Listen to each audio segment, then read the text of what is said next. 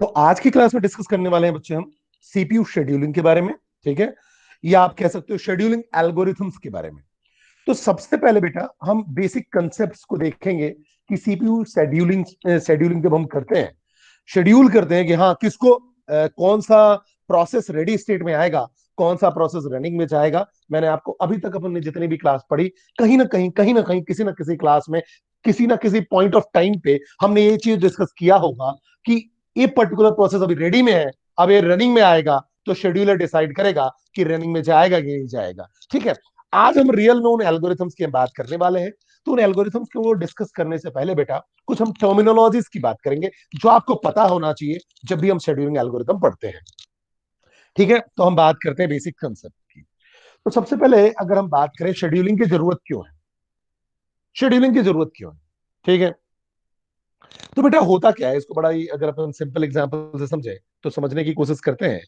होता क्या है कि जब हम मान लो रेडी क्यू में होते हैं, ठीक है, इसके लिए मैं आपको क्या कहते हैं पुरानी स्लाइड पे लेके चलता हूं जो हमने पहले की क्लासेस में डिस्कस किया था। जैसे कि ये था आपका कि जैसे अगर मान लो हम यहाँ पास हैं आपके न्यू स्टेट में। ठीक है, अब हम न्यू स्टेट में हैं, न्यू स्टेट से ये न्यू आपका क्या था, सिंपल सेकेंडरी मेमोरी या हार्ड डिस्क का पार्ट होता था। यहां से प्रोसेसर्स को सेलेक्ट करके आप रेडी क्यू में लाते थे और ये आपका रैम का पार्ट होता था। ठीक है, आप रेडी क्यू में लाते थे, आपका रैम का पार्ट होता था। अब बेटा बात ये हुई, हम क्या करते हैं, हम रेडी क्यू में चाहते थे कि ज्यादा से ज्यादा प्रोसेस इन हो पाए, रेडी क्यू में इन हो पाए, जिससे कि अब क्या करेगा जो शेड्यूलर होगा उस क्या करेगा, उनमें से एक एक प्रोसेस को लेता जाएगा और एग्जीक्यूट करता जाएगा।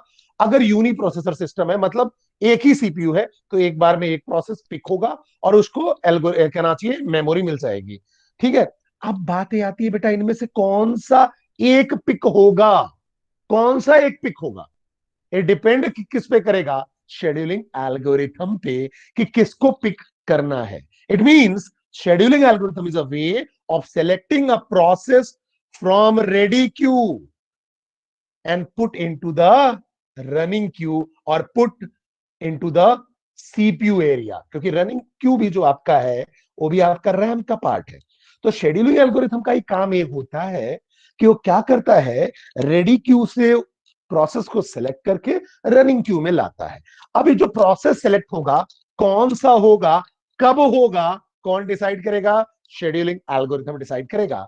So scheduling algorithm is a way of selecting a process from ready queue and put it into the running queue or the CPU queue. ठीक है, अब बात क्या होती है, according to the degree of multi programming we try to keep process in a ready queue, क्योंकि हम multi programming, सीधी सी बात है, मल्टी प्रोग्रामिंग को अचीव करना चाहते हैं। तो रेडी क्यू में हम क्या करते हैं, मैक्सिमम ज्यादा से ज्यादा प्रोसेस को रखना चाहते हैं जिससे कि उसको रन कर पाए। ठीक है, अब मैंने आपको बता दिया कि रेडी क्यू में आपके पास प्रोसेस वन से लेकर आपके पास ढेर सारे प्रोसेस हो गए और यूनी प्रोसेसर है तो एक एक करके सिलेक्ट होता जाएगा, एग्जीक्यूट होते जाएगा। इसमें से कौन सा सिलेक्ट होना है, कब होना है, ये सारा का सारा कौन डिसाइड करता है बेटा, सीपीयू का शेड्यूलर या शेड्यूलिंग एल्गोरिथम की कौन सी एल्गोरिथम यूज हो रही है जिसके चलते उसको हमको सेलेक्ट करना है। ठीक है, तो बात को समझने की कोशिश करते हैं। ये तो हमें समझ में आ गया कि शेड्यूलिंग एल्गोरिथम की जरूरत क्यों है। ठीक है, तो आज के करंट अगर हम पीपीटी पे आए बेटा, करंट क्लास में देखें तो देखो, process scheduling is an essential part of multi programming operating system. Such operating system allow more than one process to be loaded into the executable memory at a time, and the loaded process share the CPU using the time multiplexing. ठीक है, तो CPU scheduling कर क्या रहा है, which allows one process to use the CPU while the executing of another process is on hold, और दूसरे को होल्ड कर दे। तो किसको होल्ड करना है और किसको सीपीयू में इन करना है, किसको सीपीयू प्रोवाइड करना है, किसको मेमोरी देना है। ठीक है, ये सारा का सारा मैनेज कौन करता है, शेड्यूलिंग एल्गोरिथम करता है। यही मेन नीड है आपके शेड्यूलिंग एल्गोरिथम की। अब बात करें, अगर हम टिपिकल प्रोसेस की बात करें तो उसको इनपुट आउटपुट भी चाहिए। ठीक है, इनपुट आउटपुट भी चाहिए और सीपीयू टाइम भी चाहिए। ठीक है, तो जैसे अगर यूनी प्रोग्रामिंग की बात करें, जैसे एमएस डॉस है, ठीक है, तो वहां जो टाइम ज्यादा से ज्यादा वेस्ट होता है वो किसके लिए होता है, इनपुट आउटपुट के अगर मान लो इनपुट आउटपुट रिक्वेस्ट कर दिया तो इनपुट आउटपुट का वेट करता रहेगा और तब तक क्या होगा, सीपीयू आइडल रहेगा, सीपीयू आपका फ्री रहेगा। लेकिन मल्टी प्रोग्रामिंग में हमें फायदा क्या होता है, ये यूनी प्रोग्रामिंग, मल्टी प्रोग्रामिंग में हमारे पास फायदा क्या होता है, हमारे पास ढेर सारे प्रोसेस होते हैं क्यू में। ढेर सारे प्रोसेस है, P2 से ले P1 P2 Pn तक हमारे पास प्रोसेसेस हैं, ठीक है। अब ढेर सारे प्रोसेस है, अगर मान लो P1 को मैंने सीपीयू दिया, ठीक है, और इसको इनपुट आउटपुट इसने रिक्वेस्ट कर दिया, तो सीपीयू क्या बोलेगा, आप इनपुट आउटपुट क्यू में वेट करो, और जब आपका रिसोर्सेस मिल जाए फिर से आप रेडी में आना, और रेडी से मुझे फिर से सीपीयू आपको जब मिलेगा तब आप एग्जीक्यूट हो जाना। उस केस में अगर दूसरे ने, जिसको सीपीयू मिला हुआ था, उसने अगर इनपुट आउटपुट की रिक्वेस्ट की, उस केस में सीपीयू को फिर से दूसरा प्रोसेस मिल जाएगा, जो शेड्यूलर होगा, वो क्या करेगा, दूसरा प्रोसेस दे देगा कि आप इसको एग्जीक्यूट करो। तो यहां आपका सीपीयू जो है आइडल नहीं बैठा हुआ है, सीपीयू का मैक्सिमम यूटिलाइजेशन हो रहा है, ठीक है। मतलब जो अगर दूसरा प्रोसेस वेटिंग में चला गया तो सीपीयू किसी दूसरे प्रोसेस को मिल जाएगा, बट ऑब्वियस है जो अभी प्रोसेस था उसको वेटिंग में डाल के दूसरे को क्या मिल जाएगा, मेमोरी या सीपीयू मिल जाएगा एग्जीक्यूशन के लिए। तो ये मेन मल्टी प्रोग्रामिंग का फायदा होता है, जबकि यूनी प्रोग्रामिंग में ऐसा नहीं होता है। एक प्रोग्राम आया, अब वो प्रोग्राम पूरा का पूरा एग्जीक्यूट होगा, क्योंकि दूसरा कोई प्रोग्राम है ही नहीं। अगर उस प्रोग्राम ने इनपुट आउटपुट के लिए वेट किया तो वो सीपीयू वेट करता रहेगा जब तक कि उसको इनपुट आउटपुट रिसोर्सेस ना मिल जाए, ठीक है। आगे बात करते हैं। अब बात आती है सीपीयू और आईओ बर्स्ट साइकिल, ठीक है, इनपुट आउटपुट बर्स्ट साइकिल। बेटा इसको भी मैं अगर आपको पुरानी क्लास का रिकेप करवाऊं तो आपको याद होगा ये होता क्या था। अगर आपको मैं बताऊं तो याद करो, जब हमने पढ़ा था शेड्यूलर्स की बात हम कर रहे थे, तो शेड्यूलर में हमने पढ़ा था दो चीजें। एक हमने पढ़ा था इनपुट आउटपुट बाउंड प्रोसेस, और एक पढ़ा था सीपीयू बाउंड प्रोसेस, ठीक है, इनपुट आउटपुट बाउंड और सीपीयू बाउंड, ठीक है। तो इनपुट आउटपुट बाउंड का क्या मतलब था, इनपुट आउटपुट बाउंड में मैंने आपको बताया था कि जब भी हम बात करते हैं इनपुट आउटपुट की रिक्वेस्ट की, ठीक है, तो जितना टाइम आपको इनपुट आउटपुट कंप्यूटेशन में लगा, जितना टाइम, ठीक है, वो आपका कैलकुलेट किस में जाएगा, या कहना चाहिए किस में कंप्यूट होगा, इनपुट आउटपुट में। मतलब इसमें इनपुट आउटपुट का रिक्वेस्ट जो हो रहा है उसके लिए ज्यादा टाइम लग रहा है, इनपुट आउटपुट कंप्यूटेशन जो हो रहा है उसमें ज्यादा टाइम स्पेंड हो रहा है। जो प्रोसेस है वो इनपुट आउटपुट में ज्यादा टाइम स्पेंड कर रही है, ठीक है। लेकिन सीपीयू की बर्स्टिंग टाइम जो है वो कम है, सीपीयू बर्स्ट टाइम कम है, ठीक है। बर्स्ट टाइम सीपीयू का कम है, क्योंकि सीपीयू के लिए जो टाइम है, बर्स्ट टाइम का सिंपल सा मतलब ये हुआ कि आप बर्स्ट की बात कर रहे हो तो बर्स्ट का मतलब जो आप एग्जीक्यूशन की बात कर रहे हो, बर्स्ट मतलब सिंपल एग्जीक्यूशन की बात कर रहे हो, एग्जीक्यूशन टाइम की, बर्स्ट मतलब एग्जीक्यूशन टाइम की बात हो रही है। तो बात ये हुई कि जो अगर आपका इनपुट आउटपुट कंप्यूटेशन ज्यादा है, इनपुट आउटपुट टाइम ज्यादा लग रहा है in comparison to CPU burst, तो इनपुट आउटपुट बाउंड प्रोसेस है। सीपीयू बाउंड प्रोसेस कौन सी होंगी, जिसमें कंप्यूटेशन आपका ज्यादा है, ठीक है, computation not input output computation, computation ज्यादा है, ठीक है, जिसमें सीपीयू बर्स्टिंग ज्यादा है, इनपुट आउटपुट की रिक्वेस्ट कम है, ठीक है। तो बट ऑब्वियसली दोनों ही बैलेंस होनी चाहिए, तब आपका सीपीयू प्रॉपर्ली यूटिलाइज हो रहा है। दोनों बैलेंस होनी चाहिए, मतलब इनपुट आउटपुट रिक्वेस्ट भी हो और सीपीयू बाउंड प्रोसेस भी हो। ऐसा भी नहीं हो कि हमारे पास सारे के सारे जो प्रोसेस आ रहे हैं उनको सबको इनपुट आउटपुट चाहिए, तो सीपीयू तो बैठा ही रहेगा ना, सब इनपुट आउटपुट क्यू में चले जाएंगे। तो इसलिए दोनों चीजें क्या होनी चाहिए, बैलेंस होनी चाहिए, ठीक है। और बर्स्टिंग मतलब एग्जीक्यूशन, ये चीज भी हमको क्लियर हो गई, ठीक है। अब अगर हम बात करें तो यहां मेरे CPU input output burst cycle का बताने का मतलब ये है कि अगर आप देखो तो होता क्या है, जो भी प्रोसेस एग्जीक्यूट कर रहे होते हैं उनको सीपीयू हुआ होता है, ठीक है। और जैसे ही एग्जीक्यूट हुआ, जो एग्जीक्यूशन टाइम आपका टाइम है वही आपका बर्स्ट टाइम है। तो process execution begin with a CPU burst, ठीक है, that is followed by N input output burst. अब हो सकता है जब एग्जीक्यूट होने वाला होगा तो उसको इनपुट आउटपुट रिक्वेस्ट उसने की, ठीक है। अब जैसे ही इनपुट आउटपुट रिक्वेस्ट की, दूसरा सीपीयू बर्स्ट हो जाएगा, दूसरे को सीपीयू मिल गया, फिर अनदर इनपुट आउटपुट बर्स्ट हो गया, ऐसा चलता रहेगा। इवेंचुअली अगर आप देखोगे तो final CPU burst ends with a system request to terminate execution. कब एंड होता है, जब जाके आपका टर्मिनेशन का रिक्वेस्ट होगा, जब जाके आपका काम होगा। तो देखो ऐसा हो सकता है कि लॉन्ग सीपीयू बर्स्ट हो, सीपीयू का कंप्यूटेशन टाइम ज्यादा हो, सीपीयू का बर्स्ट टाइम कम हो, अगर देखो टाइमिंग कम है, ठीक है, इनपुट आउटपुट वेट हो रहा हो, तब आपका लॉन्ग सीपीयू बर्स्ट हो रहा होगा, क्योंकि वेट कर रहा है इनपुट आउटपुट का। तो सिंपल सी बात है, देखो सीपीयू बर्स्ट हुआ, फिर आईओ बर्स्ट हुआ, सीपीयू बर्स्ट, आईओ बर्स्ट, ये जो है कंजिक्यूटिवली चलते रहते हैं। और जब आईओ बर्स्ट होता है, आईओ बर्स्ट या इनपुट आउटपुट बाउंड की बात करते हैं तो उसमें सीपीयू बर्स्ट कम से कम होता है। जब हम सीपीयू बाउंड की बात करते हैं तो उसमें आईओ बर्स्ट कम से कम होता है, ठीक है। तो ये चीजें हमको क्लियर हो गई। अब बात आती है सीपीयू शेड्यूलर की। तो मैंने आपको बताया था सीपीयू शेड्यूलर में हमने पढ़ा था शॉर्ट टर्म शेड्यूलर, याद करो। जब मैंने पिछली क्लास में जब मैं आपको बता रहा था रेडी क्यू, रनिंग क्यू, तो मैंने आपको यहां पास शॉर्ट टर्म शेड्यूलर की बात की थी कि क्या होता है बच्चे, कि जब आप बात करते हो कि रेडी क्यू से किसको रनिंग स्टेट में लाना है, ठीक है, और अगर कोई हाई प्रायोरिटी वाला आ गया या टाइम क्वांटम की बात है, तो बट ऑब्वियस है यहां से जो प्रोसेस मान लो P1 एग्जीक्यूट हो रहा है, उसको मैं क्या करूं, रेडी में फिर से वापस भेज दूं बिना एग्जीक्यूट कंप्लीट किए हुए। मतलब बिना एग्जीक्यूशन कंप्लीट किए हुए मैंने वापस से उसको रेडी में भेज दिया, कंप्लीट एग्जीक्यूशन नहीं हुआ। और जो हाई प्रायोरिटी आपका कहना चाहिए प्रोसेस था, उसको मैंने इन कर लिया, high priority process that is HPP, high priority process, उसको इन कर लिया। ठीक है, ये सारा कुछ कौन मैनेज करता है, रेडी से रन में लाना, रन से रेडी में जाना, और फिर से रेडी से रन में लाना, ये सारा का सारा करता है कौन, STS, that is short term scheduler. ठीक है, उसको हम सिंपल डिस्पैचर भी बोलते हैं। तो ये शॉर्ट टर्म शेड्यूलर का काम होता है, ये हमने पढ़ा हुआ था। तो यहां अगर देखो आप, तो यहां भी हम उसी की बात कर रहे हैं, शॉर्ट टर्म शेड्यूलर की। तो शॉर्ट टर्म शेड्यूलर कौन होता है, CPU scheduler.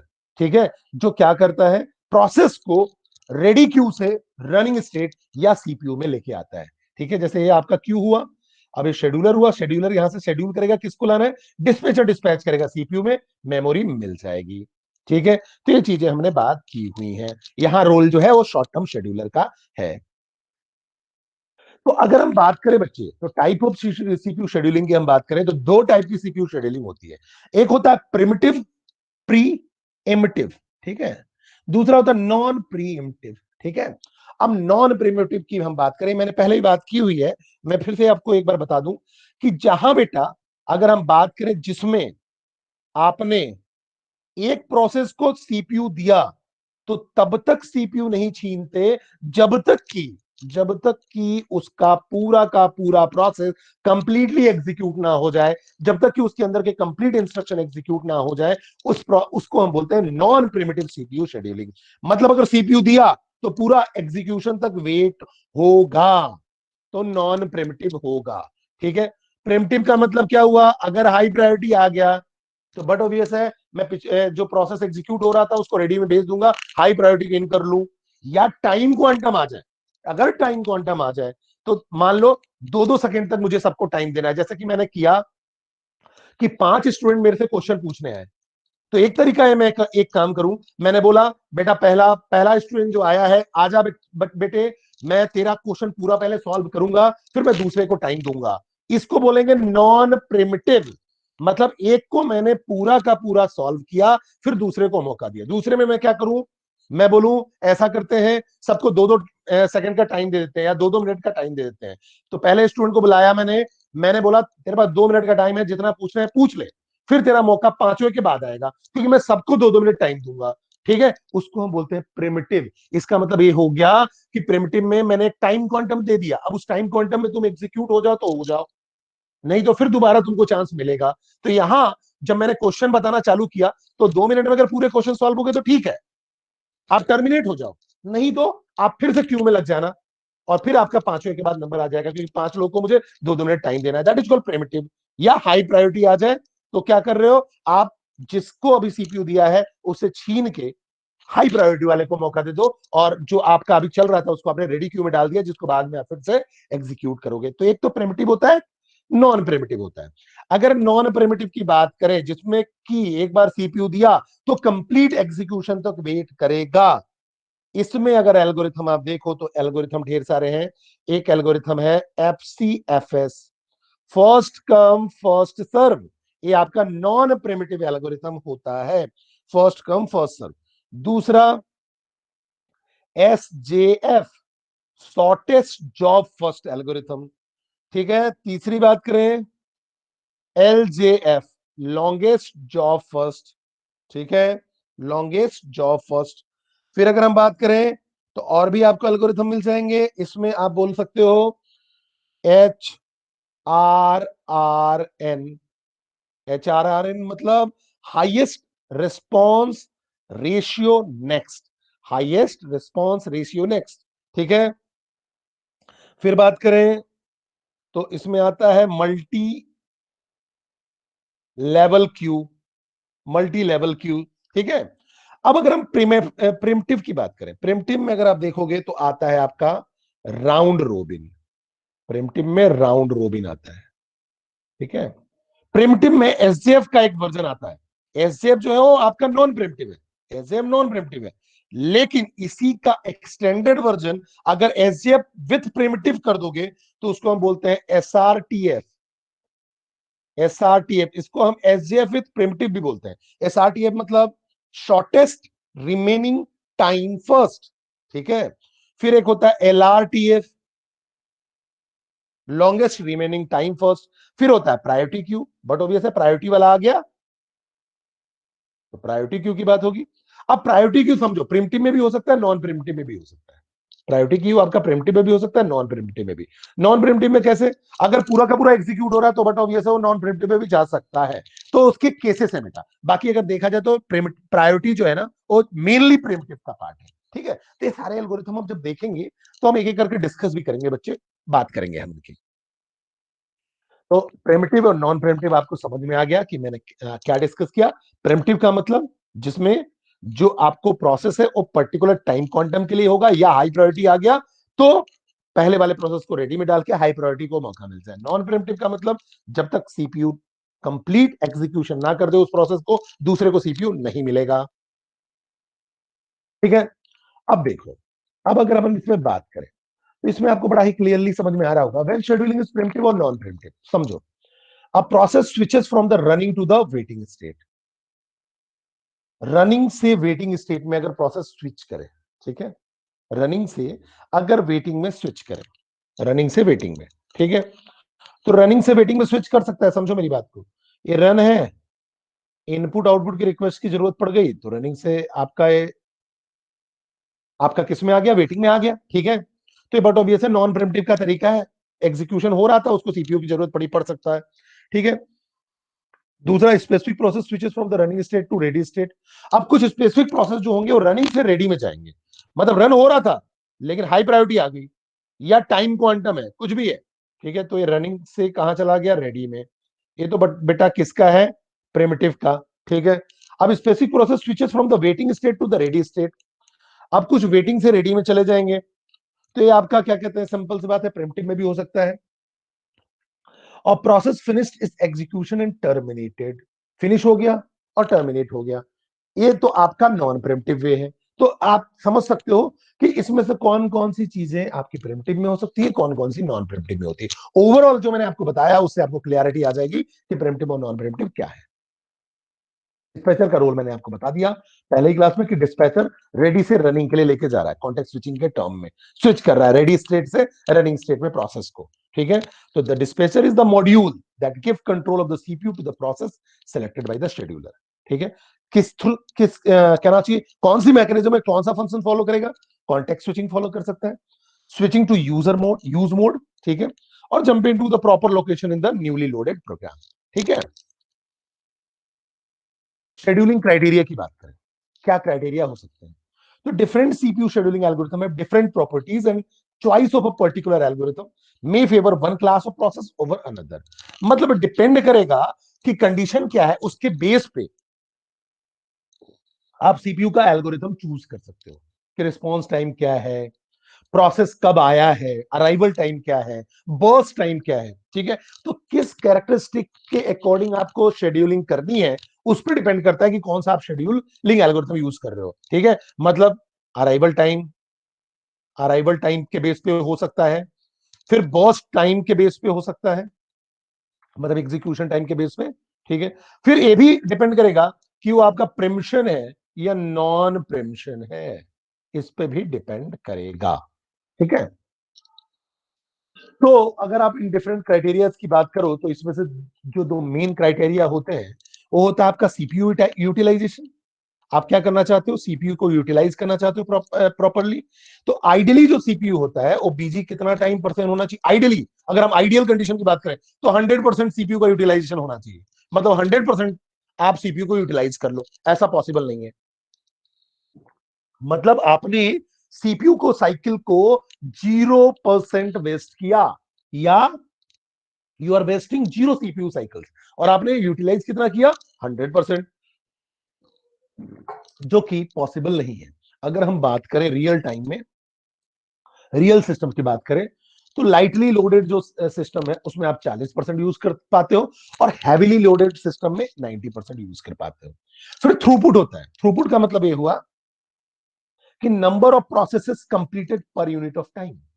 Number of process completed per unit, एक यूनिट ऑफ टाइम में कितने प्रोसेसेस कंप्लीट हो रहे हैं, ठीक है। जैसे कि 10 पर सेकेंड, मतलब 10 प्रोसेसेस कंप्लीट हो गए 1 सेकेंड में, ठीक है।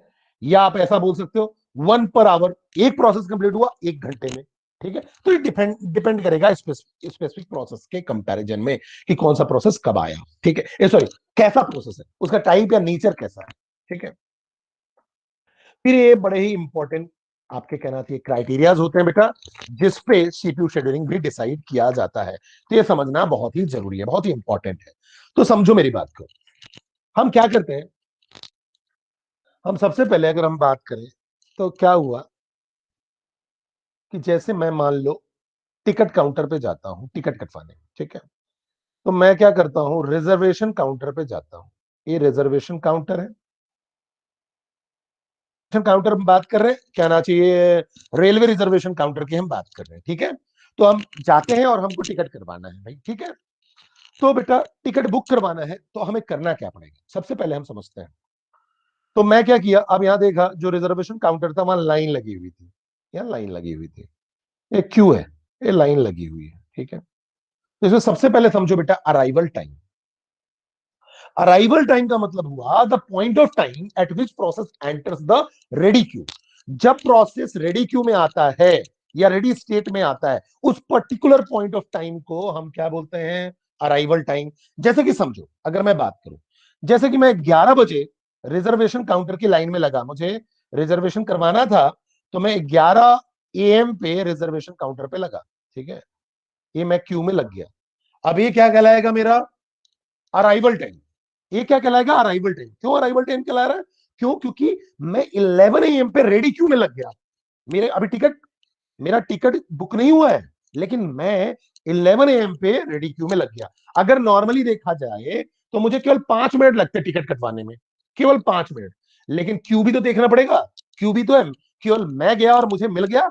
अगर मैं जाता और रिजर्वेशन काउंटर में जाने के साथ ही मेरा नंबर आ जाता, तो 5 मिनट में मेरा टिकट बुक हो जाता, ठीक है। लेकिन ऐसा हुआ नहीं, लाइन लगी हुई थी। तो अराइवल टाइम क्या हुआ, 11 AM। 11 AM पे मैं पहुंच चुका हूं।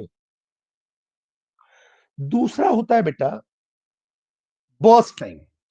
दूसरा क्या कहलाता है, बर्स्ट टाइम। बर्स्ट टाइम मतलब मैंने आपको बताया भी, एग्जीक्यूशन टाइम।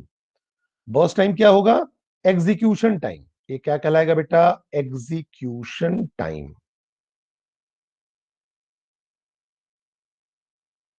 तो ये बर्स्ट टाइम हो गया एग्जीक्यूशन टाइम, ठीक है। अभी देखो ये पॉइंट ऑफ टाइम नहीं है, ड्यूरेशन है। जितने ड्यूरेशन में जो ये बंदा खड़ा है उसको मैं प्रोसेस मान के चल रहा हूं, जैसे अमित खड़ा है उसको मैं मान रहा हूं कि अमित P1 प्रोसेस है। जितने ड्यूरेशन में, या कहना चाहिए duration of time required by a process to get execute on CPU, जब उसको कहना चाहिए कितना टाइम लगा सीपीयू पे एग्जीक्यूट होने के लिए, एग्जैक्टली exactly उसको उसके पूरे कंप्लीट इंस्ट्रक्शन को एग्जीक्यूट होने में कितना टाइम लगा, एग्जीक्यूट होने में, ध्यान रखना। इसका मतलब अगर P1 को टाइम मिल जाए, अमित को जब इस काउंटर में गया और इस काउंटर में जब उसका नंबर आया, तो उसको टिकट बुक होने में कितना टाइम लगा, सपोज दैट 5 मिनट का टाइम लगा, तो उसका एग्जीक्यूशन टाइम कितना, सॉरी 5 मिनट का टाइम लगा, तो उसका एग्जीक्यूशन टाइम या बॉस टाइम कितना होगा, 5 मिनट। वेटिंग टाइम की बात नहीं कर रहा हूं मैं, मतलब जब उसको मौका मिल गया, तो जो बुक करने वाला बंदा था, बुकिंग एजेंट जो था, उसने कंप्यूटर में एंट्री फिल की और उसको टिकट बुक करके जब दिया, तो टोटल टाइम लगा 5 मिनट, मतलब कंप्लीट एग्जीक्यूशन 5 मिनट लगा, ठीक है। तो किसी भी प्रोसेस को एग्जीक्यूट होने में, एग्जीक्यूट ऑन सीपीयू कितना टाइम लगा, that is called burst time, that is called execution time also.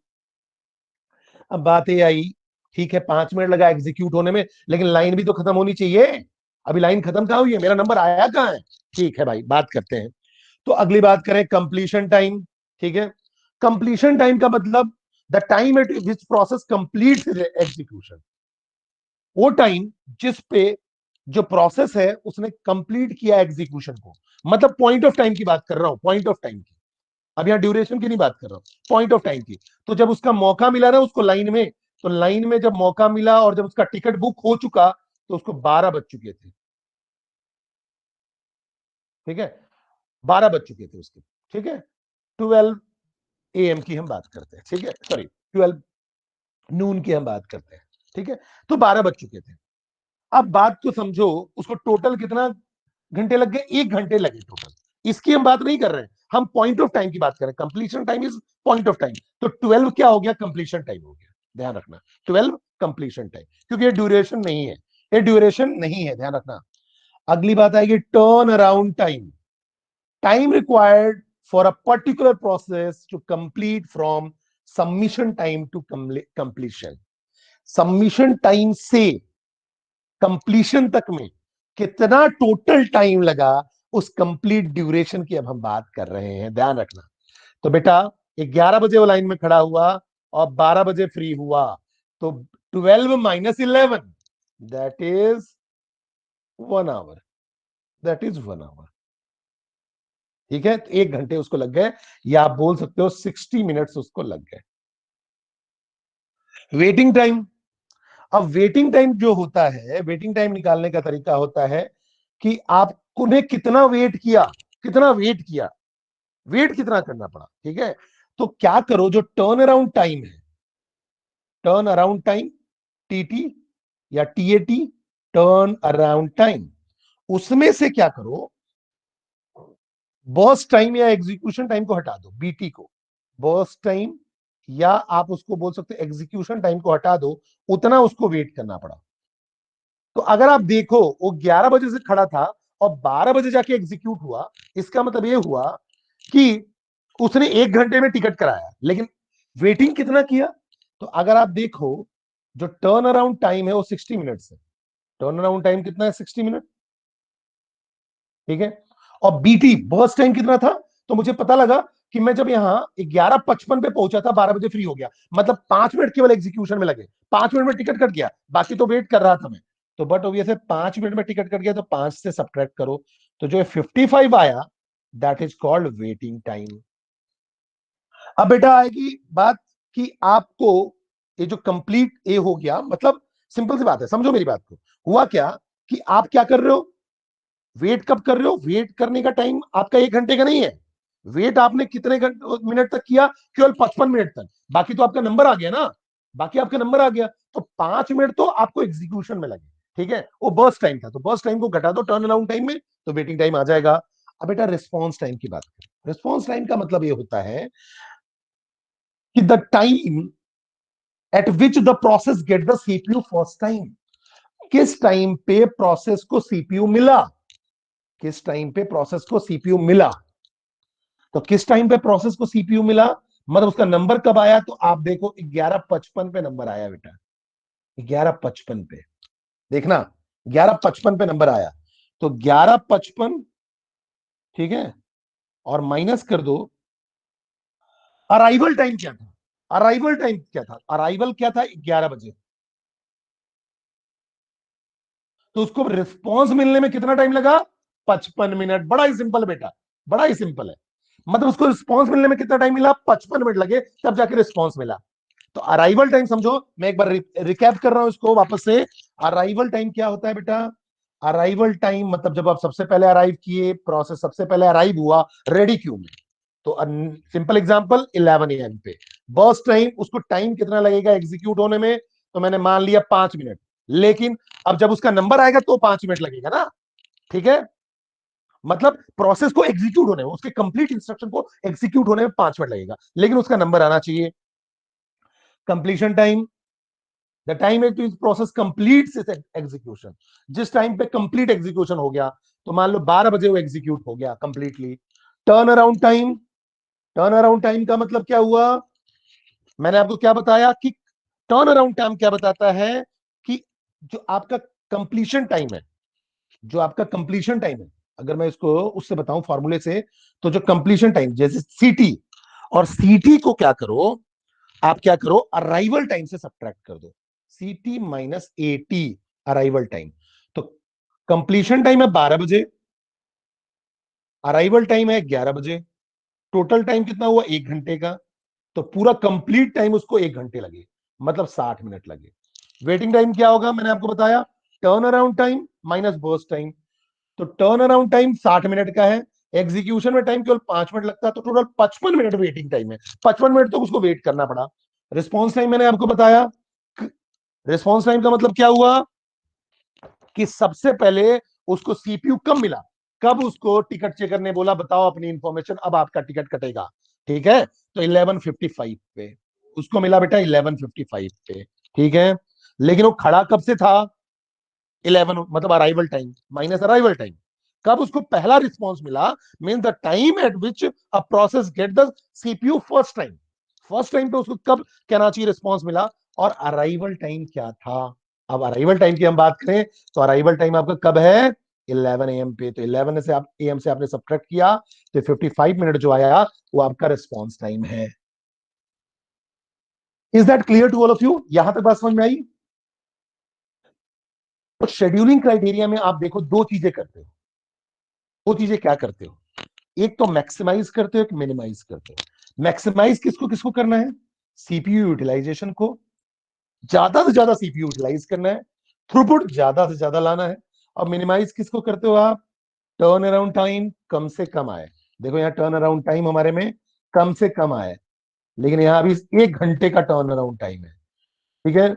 Waiting time कम से कम आए, जबकि यहां हमारे पास वेटिंग टाइम कितना आ रहा है, 55 मिनट्स का, ठीक है। रिस्पॉन्स टाइम वो आपका जो कहना चाहिए रिस्पॉन्स टाइम, वो भी आपका कम से कम आए, बट ऑब्वियस है ना, वो कम से कम आना चाहिए, ठीक है। तो आप मिनिमाइज क्या कर रहे हो, टर्न अराउंड टाइम को, ठीक है, वेटिंग टाइम को और रिस्पॉन्स टाइम को आप क्या करने की कोशिश कर रहे हो, मिनिमाइज करने की कोशिश कर रहे हो, ठीक है। तो ये चीजें क्या है कि मतलब जब भी आप शेड्यूलिंग एल्गोरिथम फॉलो करोगे, तो ध्यान रखना है कि सीपीयू यूटिलाइजेशन और थ्रूपुट मैक्सिमाइज करना है, turn around time, waiting time और रिस्पॉन्स टाइम को कम से कम करना है, तभी आपका प्रॉपर सीपीयू यूटिलाइजेशन हो पाएगा, ठीक है। Is that clear to all of you, yes और नो, बोलो बच्चे, क्लियर है।